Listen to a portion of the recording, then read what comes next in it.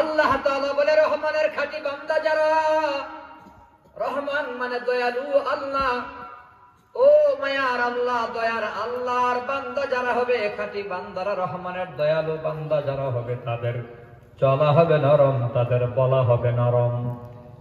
ওরা জমিনে চলবে নরম, জবানে কদম হবে নরম, জবানে কথা হবে নরম, নরম চলবে, নরম বলবে। মান তাওয়াযুআ লিল্লাহ রাফাহুল্লাহু দারাজাত। আল্লাহ নবী বলে, যে নিজেরা ছোট করে আমি আল্লাহ তারে বড় বানায়া দেয়, যে নিজেরা ছোট করবে আল্লাহ তারে বড় বানায়া দেয়। মানুষ নরম চলবে, নরম বলবে, ভদ্র মার্জিত ব্যবহার করবে। মানুষের ভেতরে কোনো পার্থক্য নাই, না ধনে গরিবে, না ধনী গরিবে, না সাদা কালোতে, না উঁচাই নেচার ভেতরে কোনো পার্থক্য করা যাবে না। কার ধন আছে কার নাই, মুসলমান এ বিষয়ে কোনো পার্থক্য করার সুযোগ নাই। সাদা কালোতে কোনো পার্থক্য নাই। কারণ কি? আল্লাহর নবী বলে, ইন্নাল্লাহা লা ইয়ানজুরু ইলা সুওয়ারিকুম ওয়া আমওয়ালিকুম ওয়ালাকিন ইয়ানজুরু ইলা কুলুবিকুম ওয়া আমালিকুম। আল্লাহ তাআলা মানুষের চেহারার দিকে তাকায় না। ইন্নাল্লাহা লা ইয়ানজুরু ইলা সুওয়ারিকুম, আল্লাহ তোমার চেহারার দিকে তাকায় না। আল্লাহ কারো মাল ও দৌলতের দিকে তাকায় না। কার বাড়িটা সুন্দর, ঘর সুন্দর, সম্পদ কার বেশি, আল্লাহ তাআলা এগুলো দেখেন না। আল্লাহ তাআলা মানুষের কলিজা দেখে কলিজা, অন্তর দেখে অন্তর, আমল দেখে আমল। আমল যদি ভালো, অন্তরটা যদি ভালো, তো আল্লাহর কাছে দামি। যেমন হযরতে বেলাল, হালাতে গরিব, চেহারাটাও কালো, টাকাও নাই, পয়সাও নাই, সুন্দর চেহারাও নাই। হযরত বেলাল এত কালোর কালো, কালো তো কালো, আবার জিহ্বাটাও মোটা, ছিদ্র, আশহাদু পর্যন্ত বলতে পারে না, শিন সিন হয়ে যায়। বেলালের দেখতেও ভালো লাগে না, গলার কণ্ঠ ভালো না, চেহারার কন্ডিশন ভালো না, কিন্তু বেলালের কত দাম। আপনার আমার নবী যখন মেরাজের সফরে, রজব মাসে তো মেরাজের সফর ছিল, নবী যখন মেরাজের সফরে জান্নাতের ভিতরে হাঁটে, জিবরাইল আমিন সাথে। এরে জিবরাইল, তুমি আমি ছাড়া আরেকজনকে জান্নাতের ভেতর হাঁটে বলো। জিবরাইল বলে, নবী গো, আপনি আমি ছাড়া আরেকজনের পায়ের আওয়াজ শোনা যায়, সে হলো আপনার কালো বেলাল। বেলাল হাটে মক্কায়, আওয়াজ হয় জান্নাতের ভেতর। আপনারে বড় বলে বড় সেই নয়, লোকে যারে বড় বলে বড় সেই হয়। বড় হওয়া এ জগতে কঠিন ব্যাপার, জগতে সে বড় হয় বড় গুঞ্জার, জগতে সে বড় হয় বড় গুঞ্জার। অতএব মানুষ তুমি চলবে নরম, বলবে নরম, কিন্তু আমাদের চলাও গরম, বলাও গরম। টাকার গরম, ক্ষমতার গরম, পদের গরম, অবস্থানের গরম, চেয়ারের গরম, ক্ষমতার গরম আছে না নাই? আছে। আল্লাহ বলে, নরম চলো, নরম বলো। ওয়াল্লাহ আসরি, আল্লাহ বলে যুগের কসম। ওয়াল্লাহ আসরি, আল্লাহ বলে সময়ের কসম। ওয়াল্লাহ আসরি, আল্লাহ বলে কালের কসম। সময়ে সময়ে, কালে কালে, যুগে যুগে খবর নিয়ে দেখো, আমি আল্লাহ চূড়ান্ত ক্ষমতাধর। অনেক বড় ক্ষমতাশীল ফেরাউনরে আমি আল্লাহ শায়েস্তা করেছি, নমরুদরে আমি আল্লাহ শায়েস্তা করেছি। অতএব ক্ষমতার গরম দেখায় না, টাকার গরম দেখায় না। যারাই গরম দেখাইছে, আজ না হয় কাল অপমানিত, লাঞ্ছিত হয়েছে। বাংলাদেশেও প্রমাণ হয়েছে, ক্ষমতার গরমের আল্লাহর কাছে বেল নাই, আল্লাহর কাছে ভ্যালু নাই। আল্লাহ এসব ক্ষমতারে গোনাই ধরে না। ভালো হবে না, গোলা পাইন নামায় দেব, কেমনে ভালো হইবা দেখো। মুরব্বীরা কইছে ভাল লাগছে না, আলেমরা কইছে ভাল লাগছে না। হ্যাঁ, এই আলেমরা কইছিল মূর্তি টানাইয়েন না, ভাল লাগে না। মূর্তি টানাইবই, প্রয়োজনে আলেমরা জেলখানায় ঢুকাইব। আল্লাহ আলেমরা কাছে ভাল লাগে না, তা চেংরা পোলা পাই নামাই দিলাম। মূর্তি ভাঙছে তো ভাঙছে, মূর্তির মাথায় বয়া মুছছে। ক্ষমতা কার? আল্লাহর। আওয়াজ দিয়া বলেন ক্ষমতা কার? আল্লাহর। নামাজিরা বলে ভাল লাগে না, আলেমরা বলে ভাল লাগে না। ক্ষমতার গরম, টাকার গরম, আল্লাহর কাছে গরমের কোনো ভ্যালু নাই। নরম হয়ে যাও, দুর্বল হয়ে যাও। ও মুসলমান, দুর্বল মানুষ তো কপালওয়ালা, নরম মানুষ তো কপালওয়ালা। ধনের গরম দেখা তুমি কি জানো? বান্দা গরিব, ওই গরিব বান্দা বড় কপালওয়ালা। আল্লাহ নবী বলে আমি জান্নাতের ভেতর উকি দিলাম, ইত্তালাতু ফিল জান্নাহ, জান্নাতের ভেতর উকি দিলাম। কি দিলাম? উকি। উকি বুঝেন? এভাবে এই যে মনে করেন দাঁড়াইছে তো রাসূল, পায়ের আঙ্গুলে ভর করে, পায়ের গোড়ালি উঁচু করে এভাবে উকি মেরে রাসূল বলে আমি জান্নাতের ভেতর উকি দিলাম। দুই কান দিয়ে হাদিস শোনেন, ফারাআইতু আকসারা আহলিহাল ফুকারা, জান্নাতে যত মানুষ দেখলাম বেশিরভাগ, সংখ্যাগরিষ্ঠ, সবচেয়ে বেশিরভাগ হলো ফকির, গরিব, দুর্বল, হতদরিদ্র, মধ্যবিত্ত, দিন আনে দিন খায়, রিকশাওয়ালা, ভ্যানওয়ালা, গরিবরাই বেশি জান্নাতের ভেতরে। টাকাওয়ালা সাবধান, মালের গরম দেখায়েন না, ক্ষমতার গরম দেখায়েন না, চেয়ারের গরম দেখায়েন না মিয়া, কোন লাভ নাই। আল্লাহর কাছে গরমের কোন দাম নেই, আল্লাহর কাছে নরমের দাম, নরমের দাম। আল্লাহ বলে ফাদখুলি ফি ইবাদি ওয়াদখুলি জান্নাতি, যে আমার গোলাম হয়ে যাবে আমি আল্লাহ তার জান্নাত দিয়ে দেব। জোরে কর না সুবহানাল্লাহ। আপনার আমার নবী বলে জান্নাতের ভেতর উকি দিলাম, দেখলাম বেশিরভাগ ফকির। ইত্তলাতু ফিন্নার, নবী বলে আমি জাহান্নামের দিকে উকি দিলাম। জাহান্নামে কারা আছে দেখার জন্য রাসূল উকি দিছে। জাহান্নামের ভেতরে কারা কারা বেশি শুনবেন? জি বলেন। ফারাআইতু আকসারা আহলিহান নিসা, জাহান্নামের ভেতর উকি মেরে দেখলাম জাহান্নামে বেশিরভাগ হলো মহিলা। বেশিরভাগ কি? মহিলা, নারীরা, মহিলারা। আপনারা মহিলারা কি করেন? নারী, মহিলা, ঠিকটাই, মাইয়ারা, মহিলারা জাহান্নামের ভেতরে বেশি। বলেন না নাউযুবিল্লাহ। মা বোন যারা আছেন কান খাড়া করে শোনেন, আমার উপর রাগ করেন না, রাসূল নিজে কয়ে গেছে ফারাআইতু আকসারা আহলিহান নিসা, জাহান্নামের ভেতরে দেখলাম বেশিরভাগ হলো মহিলা। মহিলারা বেশিরভাগ জাহান্নামে কেন?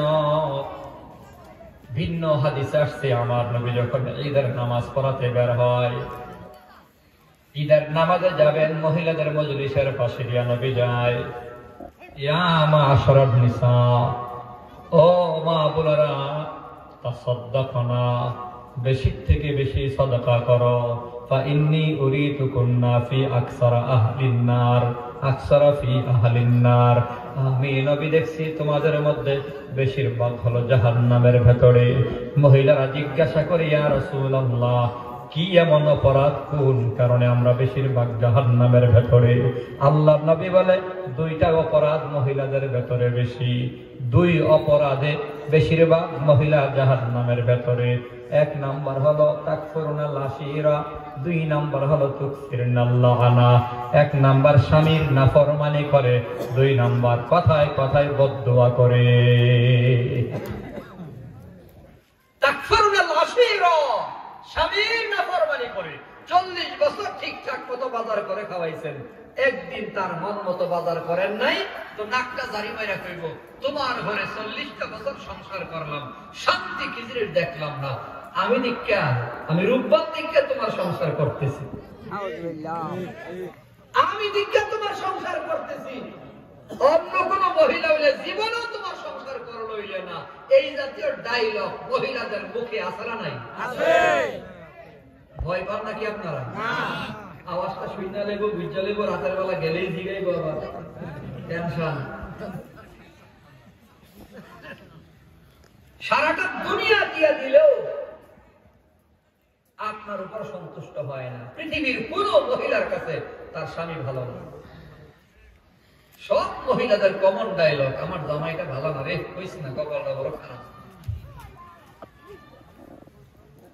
হ্যাঁ, আর নিজের ভাই খুব ভালো। হ্যাঁ ভাবি, একটা জামাই পেয়েছ আমার ভাই। ভাবি রিগে ঠেস দিয়া কয় ননদে, ভাবি তুমি একটা জামাই পেয়েছ আমার ভাইরা, যে একটা বাঘের বাচ্চা, মানুষের মতো মানুষ। ভাই ভালো, জামাই ভালো না, ঠিক না? মহিলাদের বদ স্বভাব হলো স্বামীর নাফরমানি করা। আরেকটা বদ স্বভাব হলো তুকসিরিন আল্লাহ আনা, বেশি বেশি অভিশাপ দেওয়া, অভিসম্পাত করা, বদদুয়া করা। ঝগড়া লাগলেই প্রথম গালি হইল, প্রথম বদদুয়া, আল্লাহ গো হেতির উপর ঠাড়া ফালাইয়া দাও। বদদুয়া করার বদ স্বভাব আছে না নাই? এই দুই অপরাধের কারণে বেশিরভাগ মহিলা জাহান্নামের প্যাসেঞ্জার। ও মা, আমি তো আপনাদেরকে জাহান্নামে রাখার জন্য আসি নাই, জাহান্নামে ফলাইবার জন্য আসি নাই। রাগ করিয়েন না। ও পর্দার আড়ালের মা বোনেরা, আমি আপনাদের সন্তান, ভাই, বন্ধু হিসেবে, আপনাদের আপনজন হিসেবে, আলেম হিসেবে পরামর্শ দিয়া যায়। আল্লাহর নবী বলে, মহিলারা তোমরা জাহান্নামে থাকবা কেন? 4টা গুণ যদি অর্জন করতে পারো, 4টা গুণ, 4 গুণ যে মহিলার ভেতর থাকবে, আল্লাহ নবী কয় ওই মহিলার জন্য জান্নাতের সব দরজা খোলা। কয় গুণ? বলেন না কয় গুণ? আরো জোরে কয় গুণ? 4 গুণ। 1 নাম্বার নবী বলে, আল মারআতু ইযা সাল্লাত খামসাহা,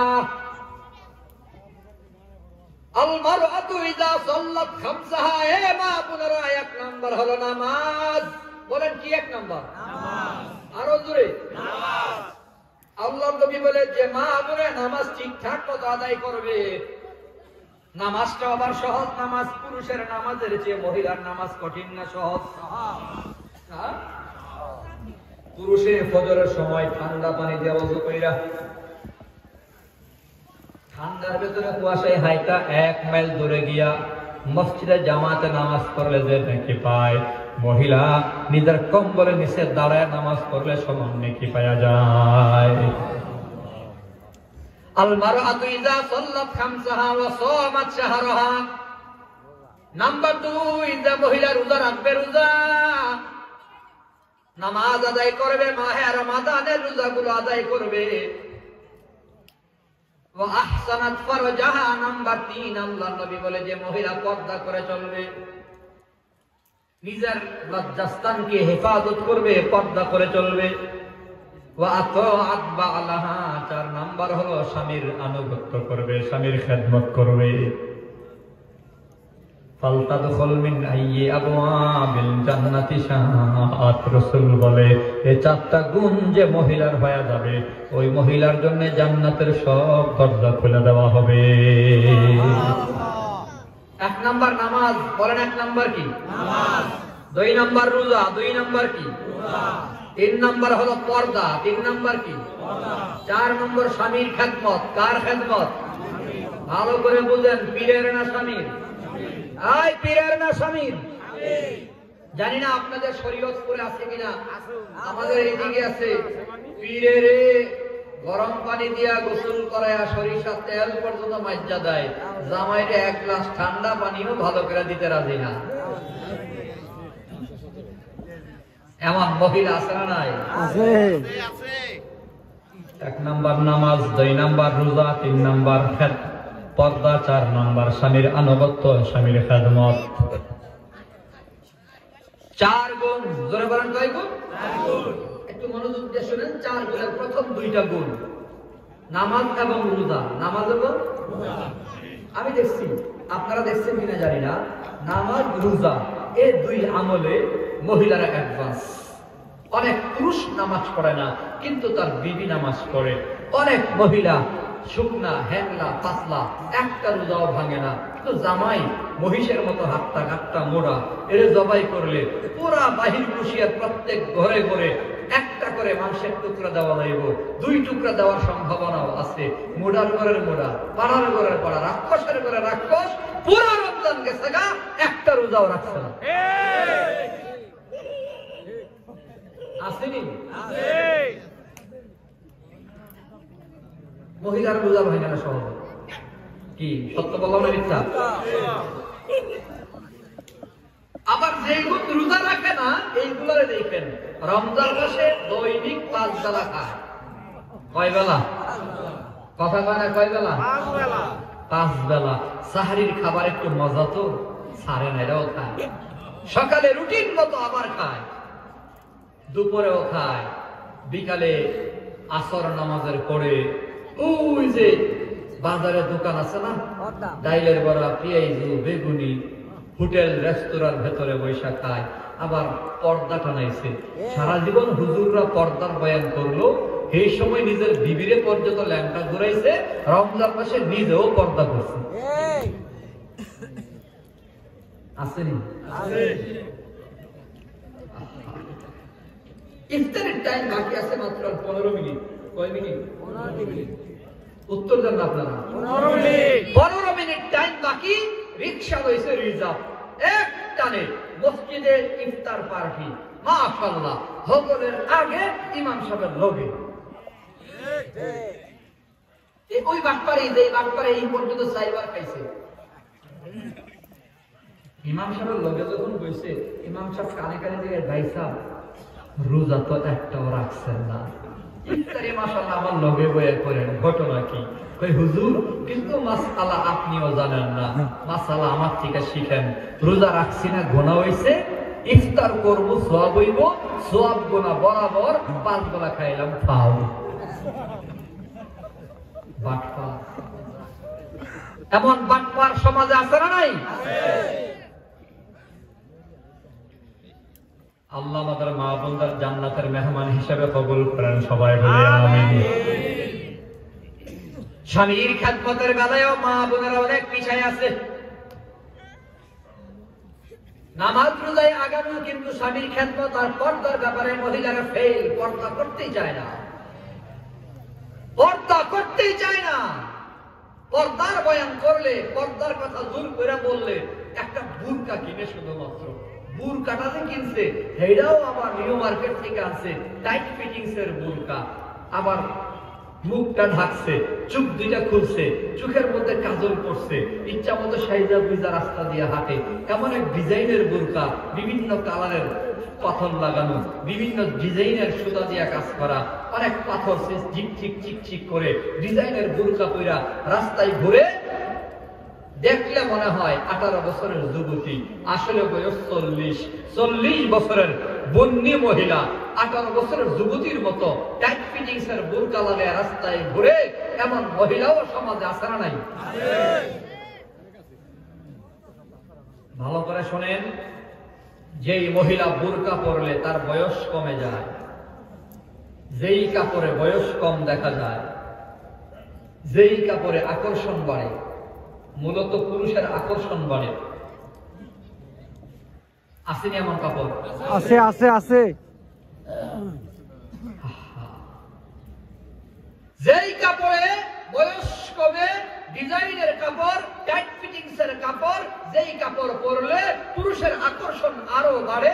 রাস্তার হবল পুরুষ তার দিকে তাকায় থাকে, চুপটার দিকে তাকায় থাকে, ভাবে কি রে, কেন জানি রে, জায়গা রে, একটা আরেকটা রেখে যাইতেছে রে, দেখ রে। এই জাতীয় বুরকা পরার চেয়ে ল্যাংটা থাকা অনেক ভালো। বেজার হইলে হোক গা, আমার সত্যটা বলতে হবে। ইউদিনা আলাইহিন্না মিন জালাবিবিহিন্না, বুরকা হবে কোনটা? আপাদমস্তক ঢাকা, ঢিলে ঢালা, মা মেয়ে বুঝা যায় না, কে বোন কে বউ বুঝা যায় না, কোনটা শিক্ষিকা, কোনটা ছাত্রী বুঝা যায় না। পর পুরুষ দেখলে চিনবে না এটা কি মহিলা না মাইয়া না মেয়ে, বুঝা যায় না। এটা হলো পর্দা। এই পর্দাই হলো খাস পর্দা, এটাই হলো ইসলামের পর্দা। আল্লাহ তাআলা আমাদের মা বোনদেরকে খাস পর্দা করার তৌফিক দেন, সবাই বলে আমিন। খারাপ লাগতেছে আপনাদের? বয়ান কি কিছুক্ষণ চলবে নাকি? আমি খুব লম্বা করতে পারবো না, কন্ডিশন খারাপ, কিন্তু জরুরি কিছু কথা বলতে হবে। বলতেছিলাম প্রথম সিগন্যাল মিনহা খলাকনাকুম, আল্লাহ বলে তোমাদেরকে মাটি দিয়া বানাইলাম। জবাব দিয়েন, মাটির মানুষ গরম বলবে নাকি নরম? গরম চলবে নাকি নরম? নরম। আল মুসলিমু মান সালিমাল মুসলিমুনা মিন লিসানিহি ওয়া ইয়াদিহি। আপনার আবার নবী বলে খাঁটি মুসলমান কারে বলে জানো? এ মুসলমান, খাঁটি মুসলমান হলো সে যে তার হাত পা অঙ্গ প্রত্যঙ্গ দেয়া, যে তার জবান দিয়া অন্য কাউরে কষ্ট দেয় না।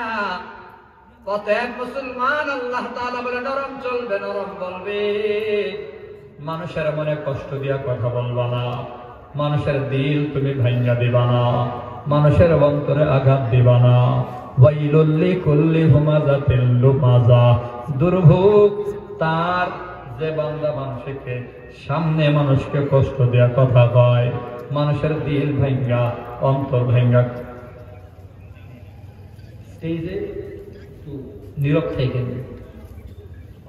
মানুষের দিল ভাঙ্গা যারা কথা কয়, মানুষের অন্তর ভেঙে যারা কথা কয়, আল্লাহ বলে দুর্ভোগ, ওয়াইল, তাদের কপাল বড় খারাপ।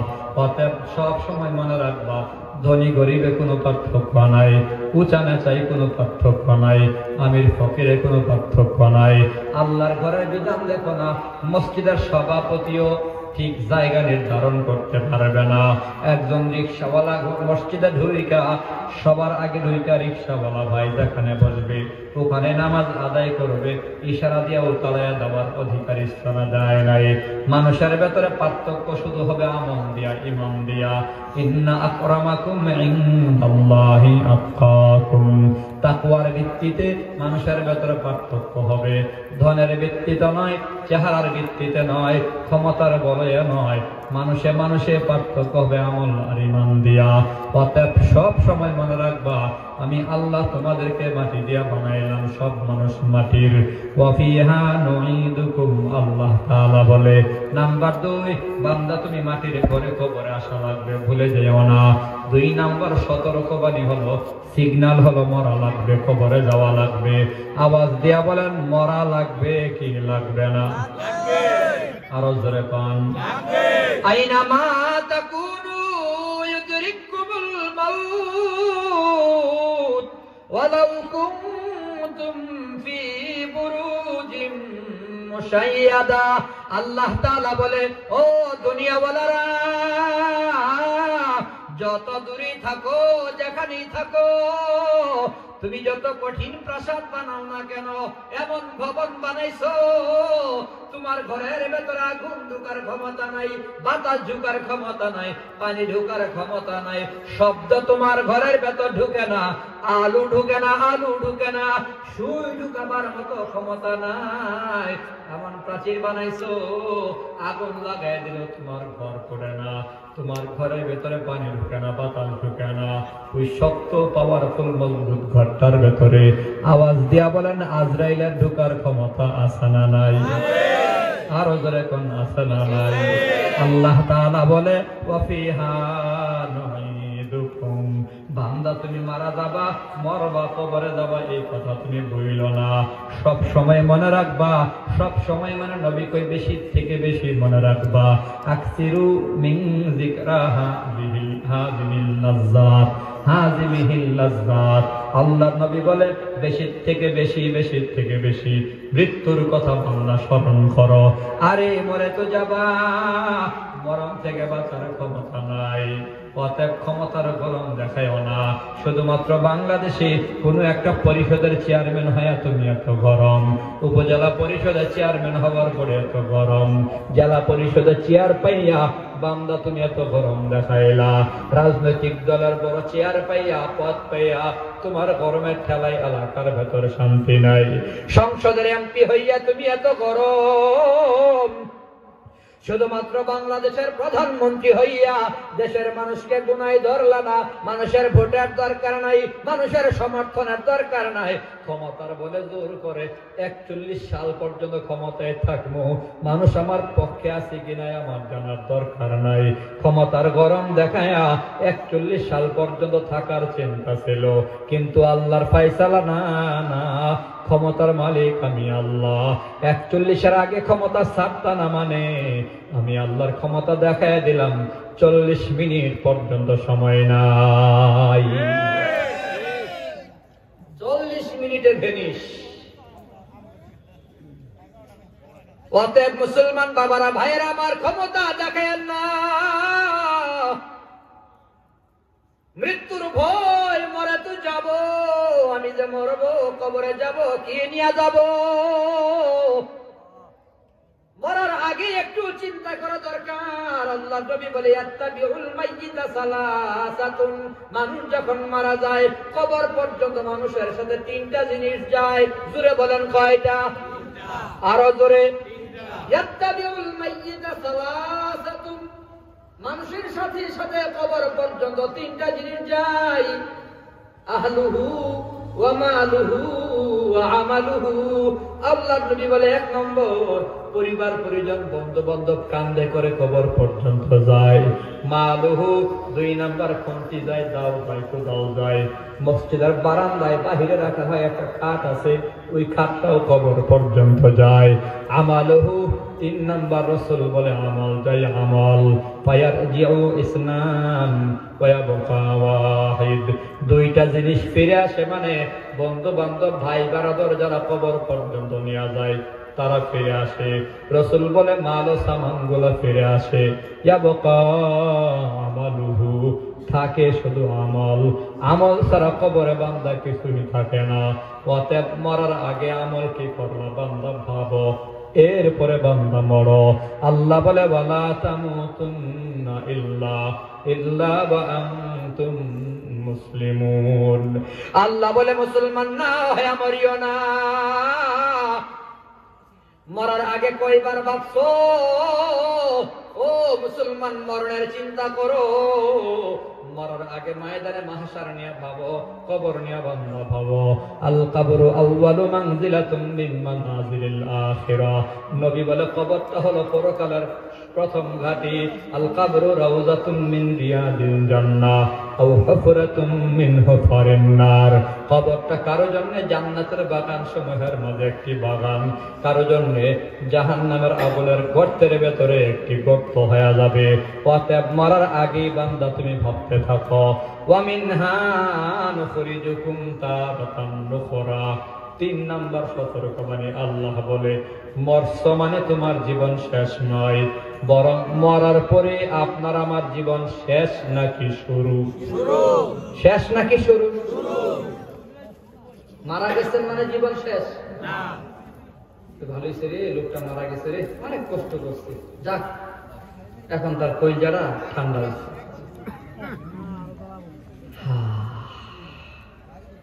মরণের ভয় তো নাই, কবরের চিন্তা তো নাই। খলিফাতুল মুসলিমিন হযরত ওমরের কবর নিয়ে দেখেন।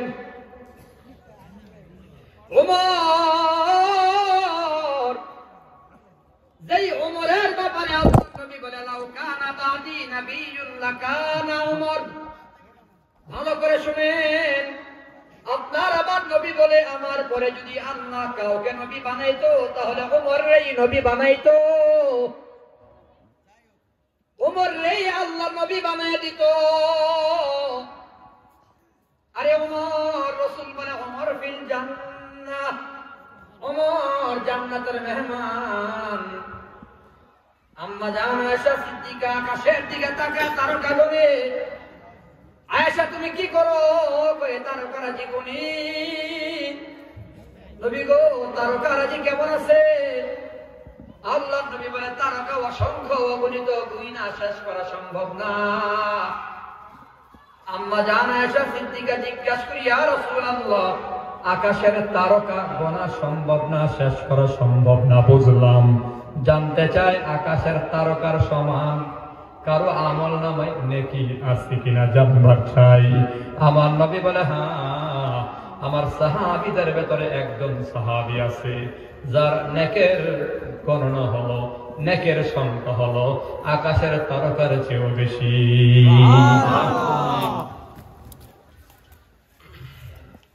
কে সে? আমাদের আয়েশা সিদ্দিকা জিজ্ঞাসা করে। আয়েশার আব্বা হলো আবু বকর সিদ্দিক রাদিয়াল্লাহু আনহু। নবী একটু বলেন না, আসমানের তারকার চেয়েও বেশি নাকি কার আমল নামায়? নবী জবাব দিয়েছেন, আমার সাহাবী, আমার কলিজার টুকরা ওমরের আমল নামায়। সুবহানাল্লাহ, জোরে বলেন সুবহানাল্লাহ। এত নেকি নবীর পরে নবী হওয়ার উপযুক্ত ওমর। ওমর ফিল জান্নাহ, জান্নাতের মেহমান, অর্ধেকটা পৃথিবীর শাসক, পৃথিবীর অর্ধেকটা শাসক আমিরুল মুমিনিন হযরত ওমর এত বড় পাওয়ারফুল হওয়ার পরেও মৃত্যুর সময় ওমরের চিন্তা কেমন দেখেন। হযরত ওমরের মৃত্যুর ট্র্যাজেডি এমন ছিল, হযরত ওমর কয়েকজন সাহাবীকে নিয়ে মদিনার বাজারে হাঁটতেছে। হঠাৎ করে রাস্তার পাশে একজন কামারের দোকান। কামার ছিলেন ওই যে হাতুড়ি দিয়া লোহা পিটিয়া যন্ত্রপাতি বানায়, ওই কামারের নাম হলো আবু লুলু। আবু লুলু হচ্ছে মুশরিক, আগুনের পূজা করে, আগুনের পূজা করে, মজুসি মুশরিক। হযরত ওমর কামারের ঘরে ঢুকছেন, আবু লুলুর ঘরে। আবু লুলু তখন তো তিনি খলিফাতুল মুসলিমিন। হ্যাঁ আবু লুলু, তুমি নাকি খুব সুন্দর অস্ত্র বানাও? আবু লুলু জবাব দেয়, হ্যাঁ আমিরুল মুমিনিন, আমি এমন অস্ত্র বানাতে পারি আমার অস্ত্র বাতাসের চেয়ে বেশি গতি। তাই? হ্যাঁ আমিরুল মুমিনিন।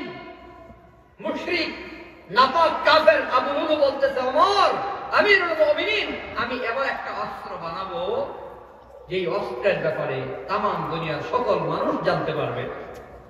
হযরত ওমর সেখান থেকে চলে আসছেন, ঠিকই একটা অস্ত্র বানাইছে। আবু লুলু যে অস্ত্রটা বানাইছে, অস্ত্রটা হলো এরকম, এরকম একটা অস্ত্র বানাইছে আবু লুলু। মাঝখানে হাতল, মাঝখানে কি হাতল, দুই পাশেই অস্ত্র, এদিকেও ধারালু, এদিকেও ধারালু, এদিকে ধারালু, এদিকে ধারালু, একবারে চুপকা মাথা, মানে চার পাশ ধারালু। আইতেও কাটে, যাইতেও কাটে, যেদিক মারে ওই দিকেই ঢুকে, ডানে বামে।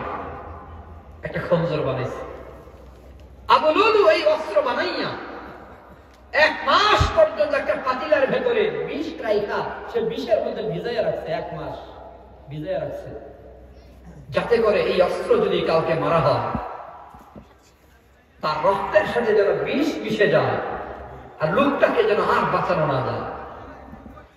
1 মাস পরে এই অস্ত্রটা নিয়ে রাতের আধারে চাদর দিয়া নিজের চেহারা ঢাইকা, অস্ত্রটা ভেতরে নিয়া চেহারা ঢাইকা আবু লুলু রাতের আধারে মসজিদে নববীর ভিতরে, সে তো মুশরিক, ইসলামের চূড়ান্ত দুশমন মুশরিক, মসজিদে নববীর মেহরাবের ভেতরে ইমাম সাহেবের যে মিম্বার আছে, মিম্বারের পেছনে গিয়ে লুকিয়ে রয়েছে, রাতের আধারে চলে গেছে।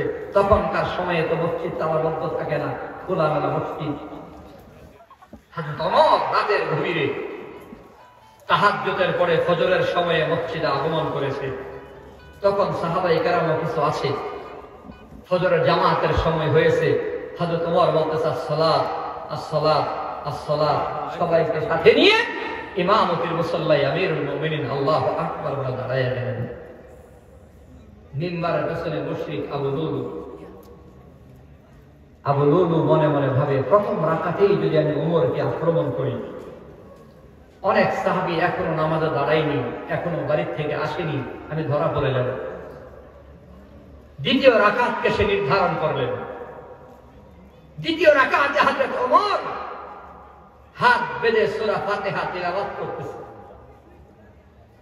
আলহামদুলিল্লাহি রাব্বিল আলামিন আর রহমানির রহিম মালিকি ইয়াউমিদ্দিন ইয়্যাকা না'বুদু ওয়া ইয়্যাকা নাস্তাঈন। এইটুকু তেলাওয়াত করছি। ইয়্যাকা না'বুদু ওয়া ইয়্যাকা নাস্তাঈন, আপনার গোলামি করি, আপনার কাছে সাহায্য প্রার্থনা করি। এইটুকু তিলাওয়াত শেষ। মিম্বারের পেছন থেকে আবু লুলু হঠাৎ করে বের হইয়া হযরত ওমরের বুকের উপর আঘাত করেছে, পেটের মাঝে খঞ্জর ঢুকায় দিছে। 3 নাম্বার নাভির নিচে খঞ্জর ঢুকায় আবার একেবারে নাড়াচাড়া দিয়া বের করেছে।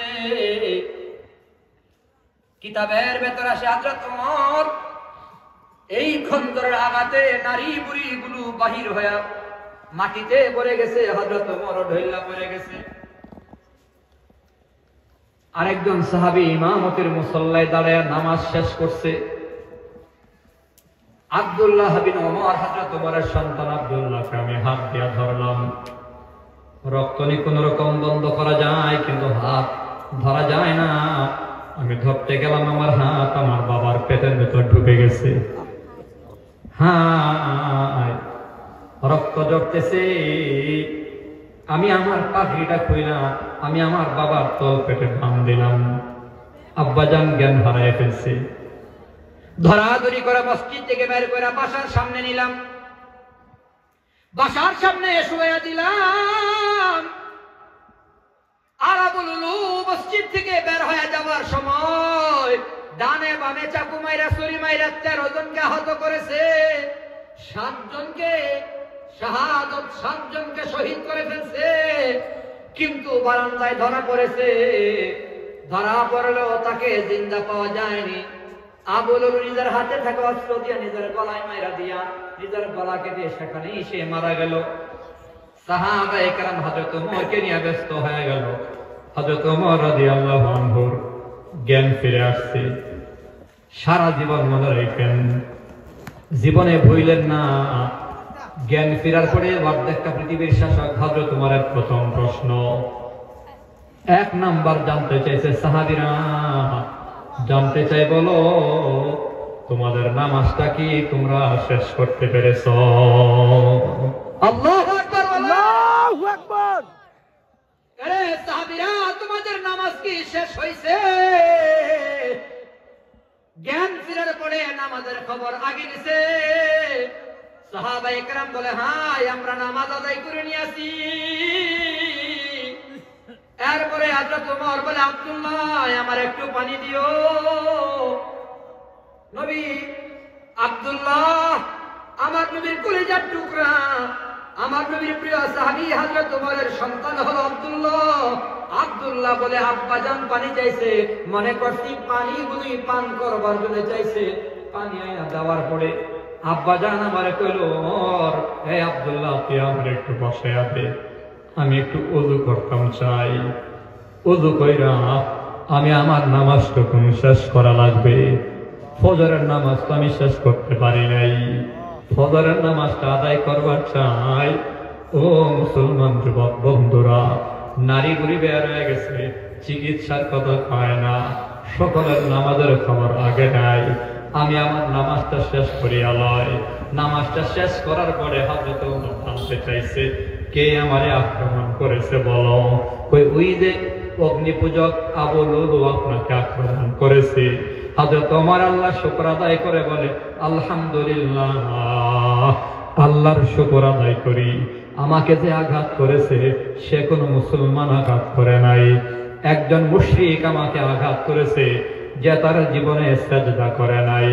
বেনামাজি সাজদা যার কপালে নাই এমন একজন মুশরিক আমাকে আঘাত করেছে। আমি শাহাদাতের পেয়ালা পান করতে পারবো, শুকরিয়া আল্লাহর। হযরত ওমর শুকরিয়া আদায় করে বলে, আরে আব্দুল্লাহ যা যা হুযায়ফাতুল ইয়ামানরে একটু খবর দিবি। হুযায়ফাতুল ইয়ামান আসছে। আব্দুল্লাহ ইবনে ওমর বাবারে বাঁচাবার জন্য সাথে একজন ডাক্তার আনছে। চিকিৎসক আনছে, চিকিৎসক এক গ্লাস দুধ পান করবার জন্য দিছে, মুখে দিয়া দুধ ঢুকাইছে, সাথে সাথে পেটের নিচ দিয়ে আঙ্গারি ভরি তো সিরা দুধ বের হয়ে গেছে। এক ফোঁটা দুধ পেটের ভিতর আর নাই। আগন্তুক চিকিৎসক মনটা খারাপ করে চুপচাপ মাথা নিচু করে বের হয়ে গেছে। বুঝে গেছে হযরত ওমরকে আর বাঁচানো সম্ভব নয়। সকল সাহাবায়ে কিরাম কান্না শুরু করেছে, ঘরের ভেতরও কান্নার আওয়াজ। হযরত ওমর কয় হুযায়ফার নাম শুনি। হুযায়ফাতুল ইয়ামান আসছে। হুযায়ফাকে ওই যার কাছে আমার নবী একটা ডায়েরি আমানত দেয়া গেছে, যে ডায়েরিতে মুনাফিকদের লিস্টি লেখা, কার ছেলেকে মুনাফিক, কার বাবাকে মুনাফিক, মুনাফিকের লিস্টি হযরত হুযায়ফার কাছে আপনার আমার নবী আমানত দেয়া গেছে।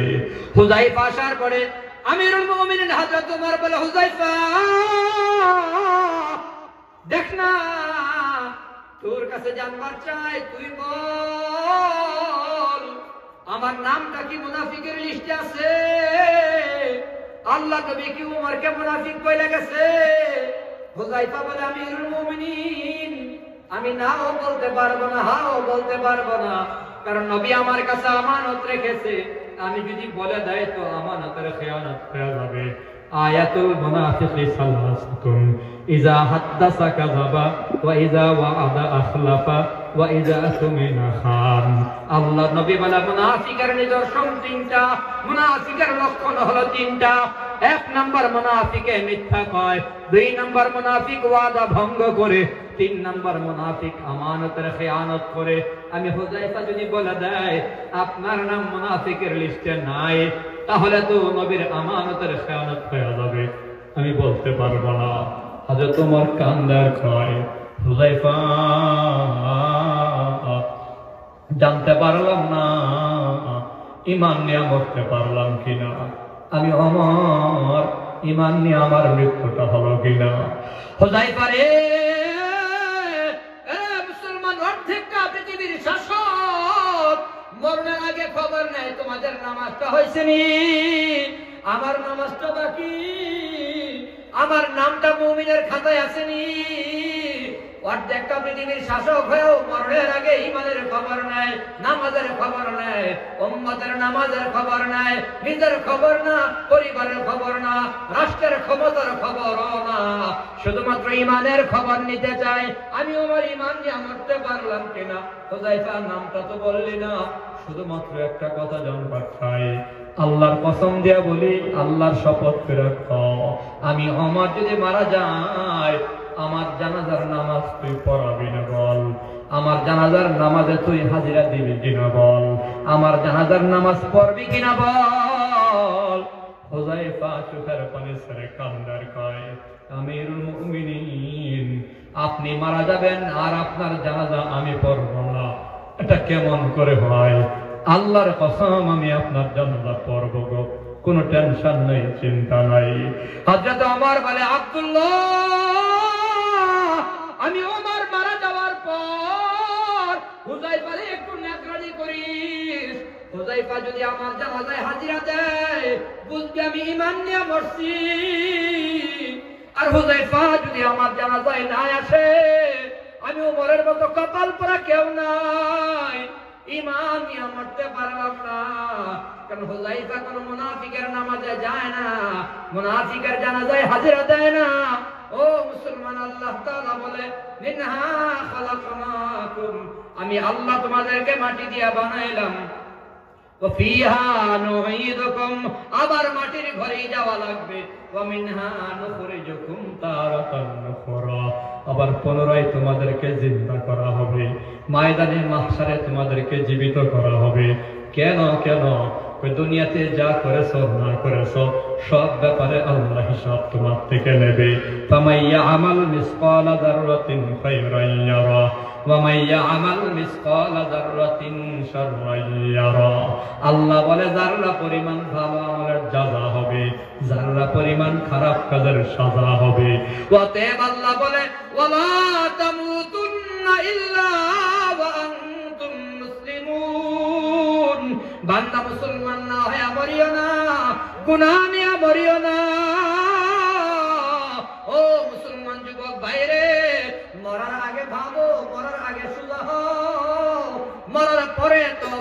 হওয়ার সুযোগ নাই। তাহলে বান্দা 1 নাম্বার তাকওয়াল্লাহ, 2 নাম্বার তওবা তোমার আমলে লাগাও। তাকওয়াল্লাহ মানে আল্লাহর ভয়। আল্লাহর ভয় যার দিলে থাকে গুনাহ হয় না। তওবা যার সাথে আছে গুনাহ থাকলেও আল্লাহ তার গুনাহ মাফ করিয়া দেয়। অতএব মরার আগে বান্দা ভালো হয়ে যাও, মরার আগে সিদ্ধান্ত নিয়ে নাও। ময়দানে মাহশারে মরার পরে বান্দা তোমার কাজে আসবে না। যখনই মারা যাবা সব আমলের দরজা বন্ধ। কবরে শুয়া শুয়া কোরআন তেলাওয়াত করলে কোনো সওয়াব নাই। কবরে শুয়া সুবহানাল্লাহ বলার ভেতরে কোনো নেকি নাই, আলহামদুলিল্লাহ বলার ভেতরে কোনো নেকি নাই। অতএব মরার আগে আমল নিয়ে মরো, কবরে আমল নিয়ে যাবে রে বান্দা। দুনিয়ায় কার উপর ভরসা করে আজকে তুমি নামাজের ধারা নাই, রোজার ধারা নাই, এ মুসলমান মাগো পর্দার ধারা দাঁড়িয়েও নাই, তোমার কি কবর ভয় নাই, মরণের ভয় নাই? খবর নিয়ে দেখো ফাতেমার খবর। আমার কলিজার টুকরা নবীর কলিজা ফাতেমার মরণের খবর নিয়ে দেখো। ফাতেমা রাদিয়াল্লাহু তাআলা আনহা যেদিন মারা যাবে ওই দিন ফাতেমার শরীরে প্রচন্ড জ্বর। আলী রাদিয়াল্লাহু আনহু ফজরের নামাজ পড়তে গেলেন। ফজর নামাজ শেষ কইরা কয়েক মিনিটের ভেতরে কথা আমার শেষ। দিলের কান দিয়ে গভীর মনোযোগ দিয়ে শুনেন মুসলমান বাবারা। ফাতেমা রাদিয়াল্লাহু আনহা বিছানায় পড়া। আলী কাররামাল্লাহু ওয়াজহাহু ফজরের নামাজ পড়ে ঘরে আয়েশা দেখে ফাতেমা রাদিয়াল্লাহু আনহা রান্না করে ঘরের ভেতরে গরম পানি বসাইয়া দিছে, কাপড় ভিজাইয়া দিছে, সন্তানদের জন্য খাবার পাঠায়। আলী বলে ফাতেমা আমি তো জীবনে দেখি নাই তুমি এত সকাল সকাল রান্নার কাজে হাত দিয়েছ। সংসার জীবনে সারা জীবন দেখছি, এরে ফাতেমা আমি তো দেখছি তুমি এশরাকের নামাজ আদায় কইরা এরপরে রান্না বান্নার কাজে হাত দিছো। আজকে তো সকালে সকালে রান্নার কাজ, কি ব্যাপার? ফাতেমা জবাব দিছে স্বামী গো রাতের বেলা স্বপ্ন দেখছি আব্বা জান আমার ঘরের ভেতরে এসে কি যেন তালাশ করে, খুঁজা পায় না, আমার ঘর থেকে বের হয়ে যায়। আমি আব্বারে ডাক দিয়া কই আব্বা জান আমার ঘরে কি আপনি তালাশ করলেন, আবার বের হয়ে যাচ্ছেন? তখন নবী বলে ফাতেমা রে আমি তো তোরই তালাশ করতেছি একটা খবর দেওয়ার জন্য। কি খবর? ফাতেমা তুই ইফতার করবি আমি নবীর সাথে, সাহারি করবি স্বামীর সাথে, সাহারি খাইবি স্বামীর সাথে, ইফতার করবি আমার সাথে। এই কথা বলে আব্বাজান চলে গেল। ফাতেমা কান্দে আর কয় স্বামী গো বুঝবার তো বাকি নাই, সাহারি তো আপনার সাথে হয়ে গেল, ইফতার আব্বার সাথে করব মানে আমার হাতে ইফতারি পর্যন্ত দুনিয়াতে তোমার সময় নাই। ইফতারের আগে আগে আমি ফাতেমা দুনিয়া থেকে বিদায়। ও স্বামী আমার, আপনি আমার স্বামী, স্বামীর হক আদায় করতে পারি নাই, আপনার কাছে মাপ চাই, আমারে মাপ করিয়া দিয়েন। আলীও কান্দে, ও ফাতেমা তুমি আমার বিবি, আমি তো স্বামী হওয়ার যোগ্যতা রাখি না, নবী আমারে মায়া করে দয়া করে তোমারে হাতিয়া দিছে। আমার ঘরে আসার পর থেকে নিয়া 2 বেলা তোমারে পেট ভরে খাওয়াইতে পারলাম না। ফাতেমা তুমিও আমারে মাফ করিয়া দিও। এটা হলো স্বামী স্ত্রীর পরিবার মিয়া। স্বামীও মাপ চায়, স্ত্রীও মাপ চায়। ও স্বামীরা বিবির কাছেও মাপ চাওয়া লাগে, মাঝে মাঝে মাপ চাইতে হয়। আল্লাহ নবী বলে খায়রুকুম খায়রুকুম ফি আহলিকুম ওয়া ফি আহলিহি, তোমাদের পরিবারে যারা উত্তম ওই বান্দাই হলো উত্তম। বিবির সাথে খারাপ ব্যবহারের সুযোগ নাই, স্ত্রীর সাথে ভালো ব্যবহার করা চাই। স্ত্রী যেন তোমার পক্ষে ময়দানে মাহশারে আল্লাহর দরবারে সাক্ষী দেয়। আলীও মাপ চায়, ফাতেমা আমারে ক্ষমা করিয়া দিও। আলী কান্দে, ফাতেমা কান্দে। ঘরের ভেতর হাসান হুসাইন চলে আসছে। হাসান হুসাইন আইসা দেখে আব্বা কান্দে, আম্মা কান্দে। আব্বার কাছে গিয়া বলে আব্বা জান কেন কান্না করেন? আলী বলে তোমাদের মায়ের জিজ্ঞাসা করো। ফাতেমারা জিজ্ঞাসা করলে পরে ফাতেমা জবাব দেয় তোমরা তোমাদের নানার রওজায় গিয়া জিজ্ঞাসা করো। হযরত হাসান হোসাইন নানার রওজায় চলে গেছে। নানারা জিজ্ঞাসা করে, নানা গো, আব্বাও কান্দে, আব্বাও কান্দে, আম্মাও কান্দে, কি জন্য কান্না করে জানতে পারলাম না। রওজার ভেতর থেকে আওয়াজ আসছে, রে হাসান, ও হুসাইন, ঘরের ভেতরে থাকো, মায়ের চেহারার দিকে তাকায়া থাকো, আজকের পরে আর মায়ের দেখবা না, মায়ের খাওয়া না। ঘরের ভেতরে চলে গেছেন, মার চেহারার দিকে তাকায়া রয়েছি। ফাতেমা মরে যাবে, মরণের সময় নিজের স্বামীকে ডাক দেয়া কয়, স্বামী আমার, আমি ফাতেমা মারা যাওয়ার পরে আপনার কাছে আমার ওসিয়ত হলো, রাতের আধারে আমার কাফন পরাইবেন, রাতের আধারেই আমার জানাজা হবে, রাতের আধারেই আমার কাফন হবে, আর দুনিয়ার কোনো মানুষকে জানাইবেন না, এলান করবেন না ফাতেমা মারা গেছে, দুনিয়ার কাউরে জানাইবেন না। আলী বলে, ফাতেমা তোমার জানাজা তো বড় জানাজা হবে, নবীর সাহাবায়ে কেরামরা না জানায়া যদি আমি তোমার কবর দিয়া দেই, তাহলে সাহাবায়ে কেরামের কাছে আমি জিজ্ঞাসিত হওয়া লাগবে, ও ফাতেমা আমি সবাইরে নিয়ে তোমার জানাজা পড়াইতে চাই। ফাতেমা চোখের পানি ছেড়ে কান্দার বলে, স্বামী গো, এলান করিয়েন না, মানুষরা জানায়েন না, যদি মানুষের দায় না পেলে লক্ষ লক্ষ মানুষ জানাজার মাঠে হাজির হয়ে যাবে। আমার কাফনের কাপড় পরাইয়া জানাজার মাঠে যদি হাজির করেন, কাফনের কাপড়ের উপরে দিয়াও বোঝা যাবে ফাতেমা কতটুকু লম্বা ছিল, ফাতেমা কতটুকু খাটো ছিল, ফাতেমা কতটুকু মোটা চিকন ছিল। আমার দেহের অবয়ব ফুটে উঠবে গো স্বামী। আমি জীবদ্দশায় কখনো কোন সময় পরপুরুষের সামনে পর্দা করেও যায় নাই, অতএব মরণের পরে আমার ব্যাপারটা করে দিয়েন না, পরপুরুষের সামনে আমার দাঁড় করাইয়া দিয়েন না। আর না হয় ময়দানে মাহশারে আমার আব্বা ছোট হয়ে যাবে, আমিও আল্লাহর আদালতে গ্রেফতার হয়ে যাব। ফাতেমার অন্তরে আযাবের ভয়, জাহান্নামের ভয়, পর্দার ব্যাপারে ফাতেমা কত গুরুত্ব দিয়েছে। ওরে শরীয়তপুর জেলার মা বোনেরা, আজকে তুমি পর্দার ব্যাপারে কোনো বালাই নাই, চিন্তা নাই, পেরেশানি নাই। ফাতেমার চেয়ে তুমি কোন দিক থেকে দামি নয়, ফাতেমার বাবার চেয়ে তোমার বাবাও দামি নয়, ফাতেমার বংশের চেয়ে তোমার বংশটাও দামি নয়। ওই ফাতেমা রাদিয়াল্লাহু আনহা মরার পরে খোলা মাঠে জানাজা পর্যন্ত চাইল না, নিজের পর্দার ভিতর আবৃত কইরা রাখলো। কেন জানো? আমার নবী যখন মেরাজের সফর শেষ করে আইসা দরজা লাগায় গুনগুন করে কান্না করে, ফাতেমা জিগাইছিল, আব্বা জান জান্নাত দেখাইলেন, আল্লাহর সাথে কথাবার্তা বলে আইলেন, আপনি কান্না করেন কেন? আমার নবী তখন কই, ফাতেমা শুধু জান্নাত দেখি নাই, জাহান্নামও দেখছি। জাহান্নামের কিনারায় দাঁড়ায় দেখছি অনেকগুলা মহিলার চুলের মাঝে আংটা লাগাইয়া, অনেকগুলা মহিলার পিঠের মাঝে আংটা লাগাইয়া, অনেকগুলা মহিলার পেটের মাঝে আংটা লাগাইয়া জাহান্নামের আগুনে বাজি করা হচ্ছে।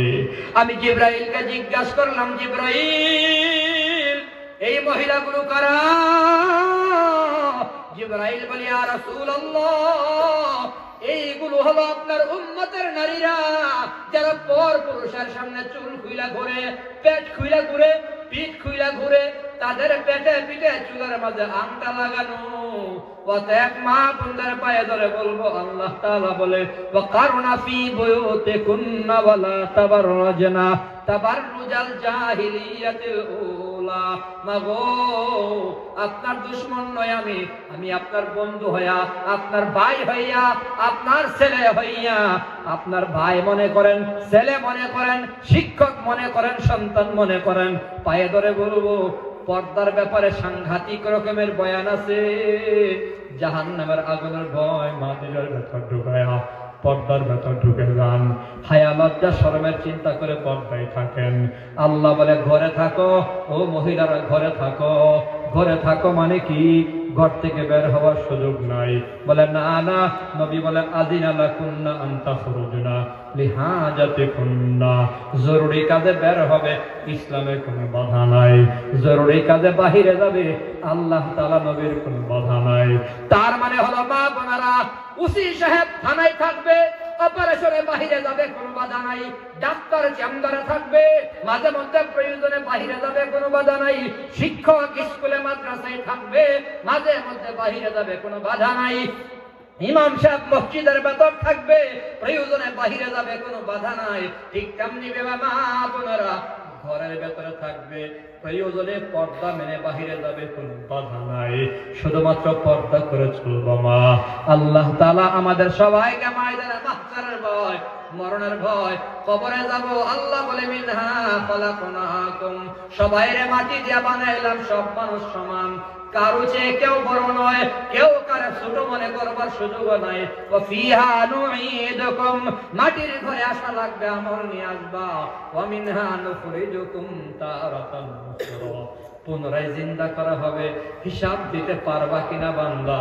ঠান্ডা মাথায় ময়ূর, কবরে আসার আগে, হাসরে আসার আগে চিন্তা ভাবনা করে বান্দা হাসরে যাইও।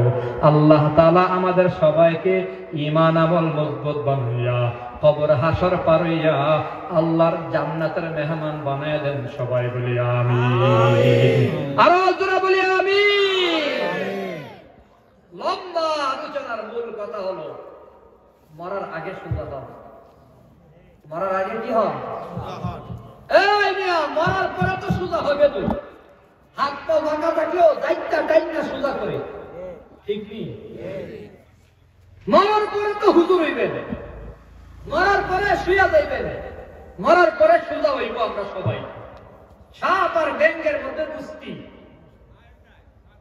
সাপ ব্যাঙে দুস্তি। ব্যাঙ জিগায়, কিরে বন্ধু তুই আঁকা বাঁকা হয়ে দুরুস কেন? এমনি না, আঁকা বাঁকা ঘুরে একদম ফাজিল পোলাপেন দেখেন মোটরসাইকেল আঁকা বাঁকা হয়ে চালায়, আছে না নাই? আজকে আমি একটা দেখছি, একবার সত্যি কথা বলে ফেলি, এভাবে ঘুরতেছে, আমি দেখা দোয়া করছি আল্লাহ পড়তো, দেখতাম ফাজিল ফাজিল। সুন্দর চললে কি কুত্তাই কামড়ায় নাকি? আঁকা বাঁকা হয়ে চলে না, টানে দিয়ে ওভারটেক করা যায় না, বামে দিয়ে ঢুকে যায়, গাড়ি টান দিতে ভয় লাগে। এই ফাজিল জানি কোন জায়গায় পরে আর মরে আল্লাহ জানে।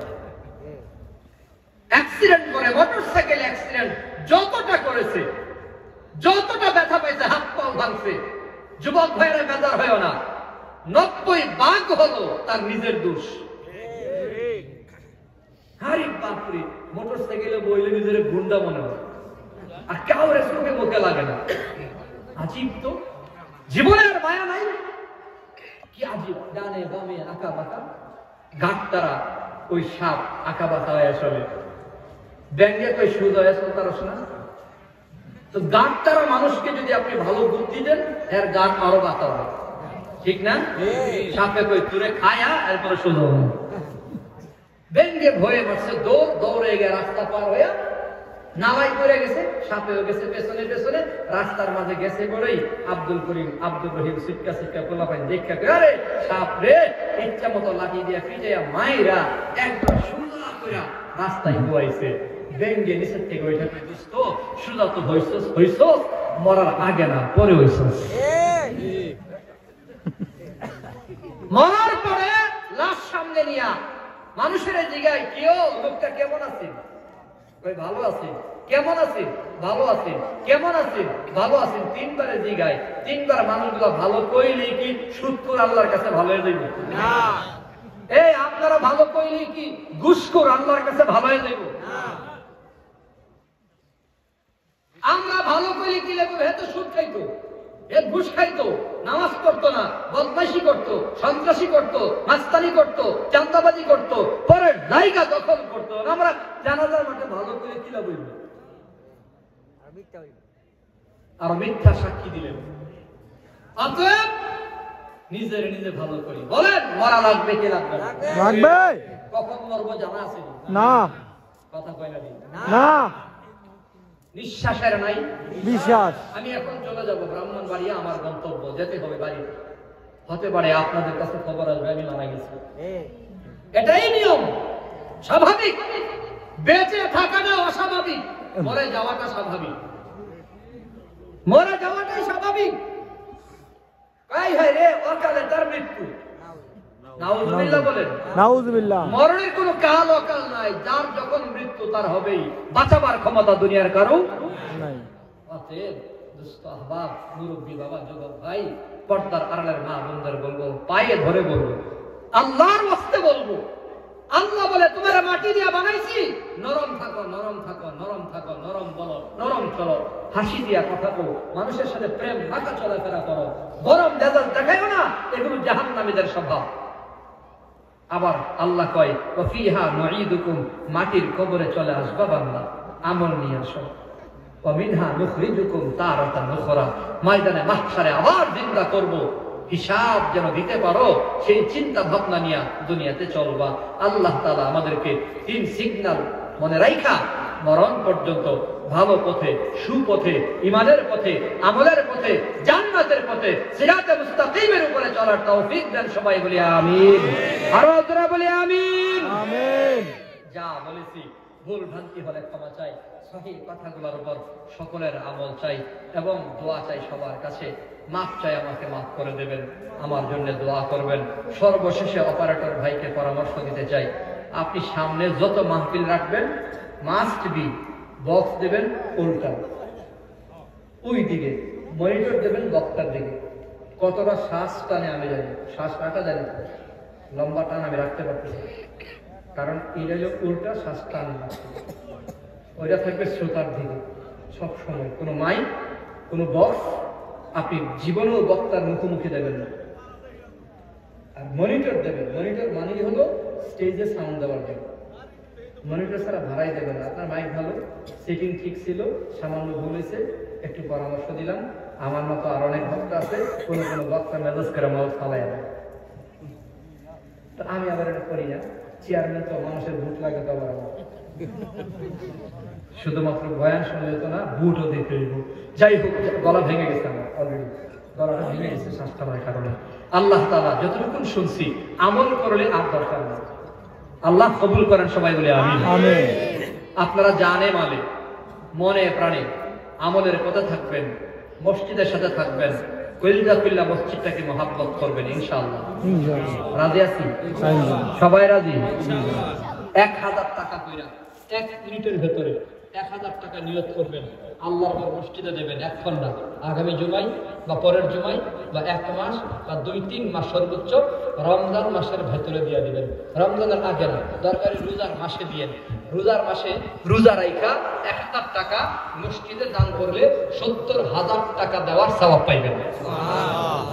কিন্তু আমি একটু দেখতে চাই নিয়তটা কারা কারা করবেন। 1 নাম্বার কেন 1000 টাকা দিন, নাম লিখতে বলুন। আমি আছি 1 নম্বর। হ্যাঁ, নাইলে পরে মনে থাকবে না। মাসুদ সর্দার। না, নামটা থাকলে বলো। মোহাম্মদ হৃদয়। মাসুদ হৃদয় ভাই তো আছেই, আমার হাফিজ ভাই, হুমায়ুন ভাই, হারুন ভাগা। এই দ্রুত লিখতে বলে, মাসুদ হৃদয়, হারুন ভাগা, হুমায়ুন ভাই, আব্দুল মুতালেব। আমার নানা, আমার 2 নানা আছে, আব্দুল হাসিম, আব্দুল মুতালেব। মুতালেব হলো ছোট আর হাসিম হলো বড়, মানে আমার আম্মার বাপ একজন, চাচা একজন। 2 নানা আপন নানার মতোই তাদের। এই নাম আব্দুল মুতালেব, আব্দুল হাসিম একজন আছেন, আব্দুল মুতালেব